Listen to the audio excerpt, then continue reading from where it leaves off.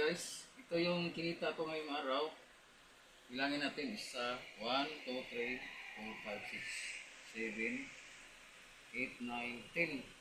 Pagka may kuhan, 43, 1,043.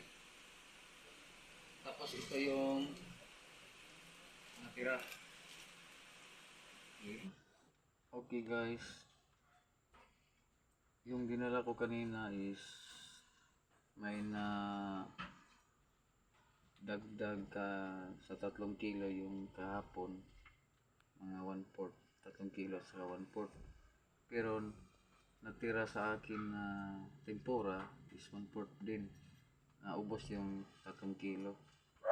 Yung shares natin is 1,043. Mga alas 4, tapos natapos ako na 5:55, halos magdalawang oras.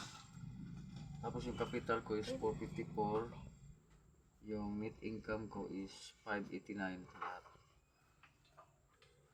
Salamat tayo sa mga ano dyan, tumatangkilik dito sa amin. Bukas guys, papakita ko naman yung paano hiwa yung tempura, tapos paano pagbinta doon sa gano'ng kalakas yung tempura ko.